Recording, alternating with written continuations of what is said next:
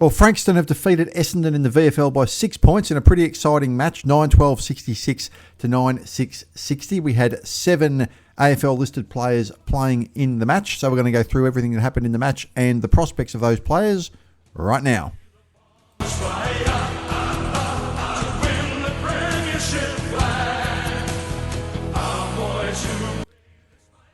So the match was played in, perfect conditions, although very, very cold, as you can imagine. There was no breeze or anything like that. And the first quarter was really a disaster. Frankston had 22 inside 50s in the first quarter to Essendon's 2. And Essendon did not score. It was 4-5-29 to nothing. And Essendon didn't look like scoring. It was really a poor performance. But the team did pull something out of it after that. And they performed much better in the last 3 quarters and really matched it and were, in the end, perhaps unlucky not to get a result. Ruckman for Essendon, the young Ruckman Monteith, he's not a listed player, but he played his first game last week and played out of his skin. Was elevated for his first VFL game. He played pretty well today as well, had 26 hit-outs, 14 disposals. He's probably got a pretty good future. Just it's a shame for him that it sort of has come a couple of weeks after the mid-season draft. But we had 7 players play today who were AFL-listed players, which I think is a season low, which is probably not a surprise when you look at the state of the injuries in the senior list. That obviously filters down to player availability in the VFL side. So we'll have a look at how those players went.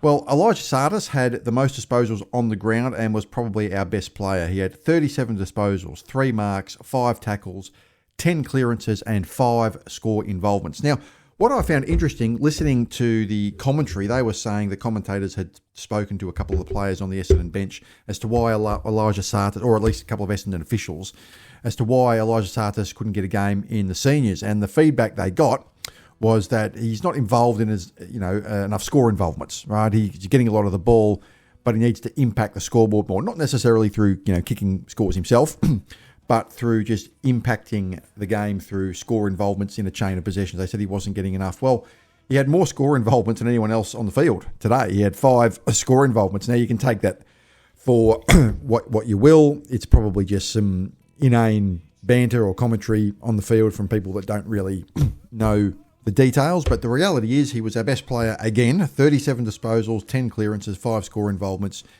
You really can't do too much more than that. And the fact that he has not even been made an emergency is kind of worrying, because he's obviously got what it takes at some club somewhere to be a senior player. Right? That goes without saying. At some club somewhere, he will be a senior player. And I just don't want him to be gunning it at Richmond or somewhere like that next year. I'd like him to at least get an opportunity. And if he can't get an opportunity after having 37 disposals, 10 clearances, 5 score involvements, I'm not really sure what else you're supposed to do. But anyway, he was our best player, I felt, on the night. Dylan Sheil, obviously you would expect he would play well, probably a step above the VFL level. And you can make the argument with the amount of young players that we've got playing in the senior team, you can make the argument that he should be playing in the seniors. You can have too many young players playing. You need that little bit of balance. I understand the arguments both ways with Dylan. He's probably not going to be with us next year, so why would you do that? But you can also make the argument, and I've made it myself, and I tend to think that, with our lack of leadership and just average age of, either the youngest or second youngest team in the AFL, I would make the argument that he, could be playing senior football for the remainder of the year, or at least until the injuries subside a little bit. He had 30 disposals, 5 marks, 2 tackles, 7 clearances, and 4 score involvements, and he's just a very classy player. We all know Dylan Sheil by now. Archer Day Wicks had 14 disposals, 2 marks, 3 tackles, 2 clearances, 4 score involvements. Didn't really impact the game that much. He was okay. I don't think he necessarily did anything that would enhance his chances of getting back into the senior team just now. He's a pretty good VFL player. I'm still not totally sold on him at AFL level. Obviously, sometimes when a player gets their chance at AFL level, they then can sort of rise to that status. So we hope that's the case with Archer. But he didn't really sort of set the world on fire, although he was a serviceable player tonight. So McMahon, who I thought you could make an argument, Liam McMahon was our best player, him or Tsatas, it's kind of just an opinion, doesn't really matter. But he kicked half our score. He kicked 5 goals out of 9. And he must be edging in on a senior debut. He had 12 disposals, 4 marks, and was a continual presence up there.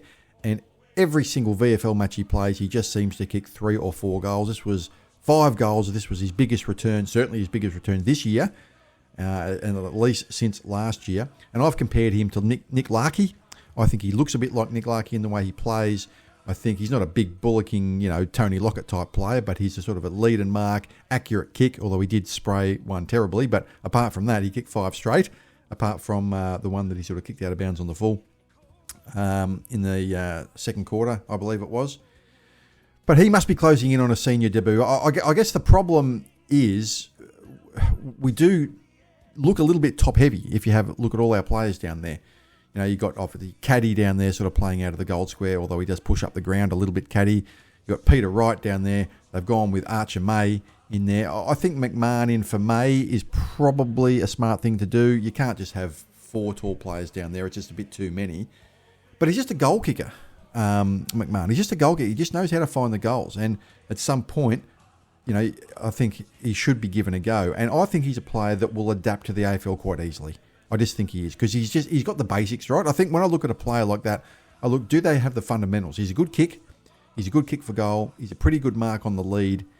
And he's just got good goal sense. When he plays, he just kicks goals. And I think he can average 1.5 to 2 goals a game in the AFL. He's averaging about double that in the VFL. And at 5 goals, kicked more than half our score, then I think he has to be a pretty good chance of playing against the Gold Coast in a couple of weeks. Reece Unwin was also an AFL-listed player play for us. He had 11 disposals, 2 marks, 2 tackles, a clearance, and a score involvement. He did make the trip to Perth, I think. I think he made the trip to Perth. He was an emergency. The emergencies don't always make the trip, but not all of them. Sometimes, one will get held over and play in the VFL. He made the trip to Perth, so he had to come back and play in the VFL. He's one of those players that still hasn't quite made his debut yet. He obviously is a good chance. If players like Lilman Lawal and Day Wicks have made their debuts, there's a chance that Unwin can make his debut before the end of the year.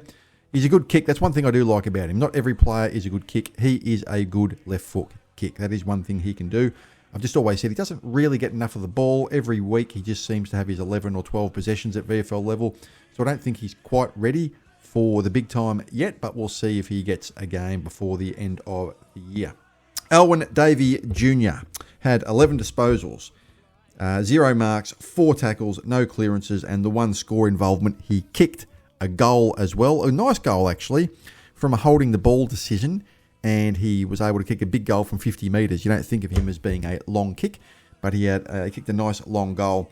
But he's going to be, if he hasn't made it into the team yet this year with our injuries, and at his age, he's going to be 22 next year, then it's doubtful he will be on the list next year. I've said this before, he probably is going to be the one to go, especially with the 4 mid-season draftees being added to the list, making it harder now to retain your spot on the list. There's going to be a lot more cuts. So he's just got to play out of his skin for the next few weeks to hold his spot on the list. I think he'll probably be gone at the age of, 21 now, 22 next year. I just don't think he's going to make it. And that's just the reality. You just got to call it as it is.